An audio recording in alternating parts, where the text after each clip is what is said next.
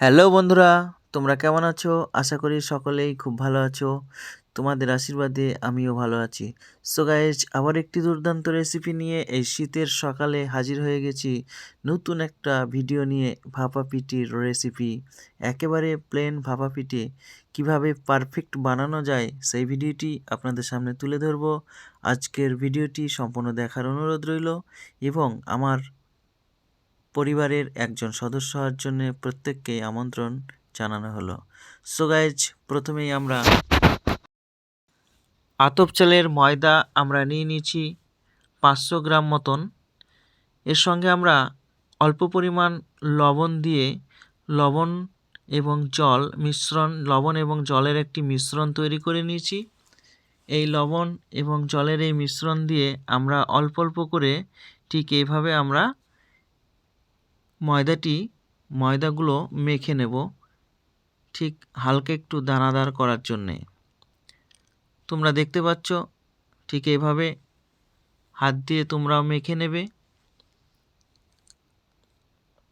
এবং ঠিক এই পর্যায়ে আসলে হাত দিয়ে চেপে দেখে নেবে যে এরকম চ্যাপ ধরছে কি না। সো গাইজ, এই পর্যায়ে আসলে তোমরা একটি চালন নিয়ে নেবে এবং এই ময়দাগুলো চালনের সাহায্যে সম্পূর্ণ ময়দা চেলে নেবে। চেলে নিলে এর উপকারিতা হচ্ছে, একেবারে যে ভাপা পিঠে আমরা তৈরি করে থাকি সেটা সুন্দরভাবে ভিতরে ভাপ ধরবে এবং খেতেও ততটা টেস্টফুল আসবে এবং দেখতেও ভালো হবে। এটা ভেঙে পড়বে না, একেবারে পারফেক্ট তৈরি হবে। সো গাইস, তোমরা চালনের সাহায্যে চেলে নেবে ঠিক এই রকমভাবে। তারপর পাশাপাশি আমরা বাটি ব্যবহার করব। ঠিক এরকম একটি স্টিলের বাটি নিয়ে নেব এবং বাটি উপর থেকে আমরা এভাবে ভর্তি করে নিয়ে ঠিক এভাবে হাত দিয়ে সমান করে নেব। সো গাইজ, দেখতে পাচ্ছেন কত সুন্দর হয়ে এসছে। পাশাপাশি একটি সুতির আমরা কাপড় নিয়ে নিয়েছি, এটা জলে ভিজিয়ে রেখেছিলাম। তারপর ঠিক এই পর্যায়ে এসে ঠিক এইভাবে বাটির উপর দিক থেকে কাপড় দিয়ে আমরা পাশাপাশি একটি ছোট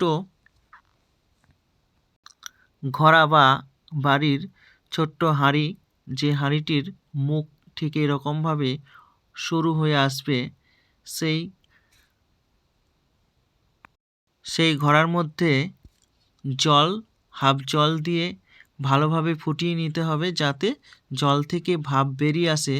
ঠিক এই পর্যায়ে আসলে আমরা উপর থেকে এভাবে আমরা ভাপা পিঠেগুলো দিয়ে যে কাপড় সুতি রেখেছিলাম সেটা আমরা চাপা দেব এবং 3 থেকে 4 মিনিট সময় পর আমরা নামিয়ে নেব। সো গাইস, তোমরা দেখতে পাচ্ছ কত সুন্দর হয়ে এসছে। ঠিক এইভাবে বাড়িতে তৈরি করুন এবং বাড়ির প্রত্যেকটি মানুষকে তৈরি করে তাক লাগিয়ে দেন এই শীতের মরশুমে এই ভাপা পিঠের রেসিপিটি। সো গাইজ, কেমন লাগলো অবশ্যই জানাতে ভুলবেন না আমার এই ভিডিওটি। আবারও নতুন ভিডিও নিয়ে দেখা হবে, ততক্ষণের জন্যে ভালো থাকুন। ধন্যবাদ।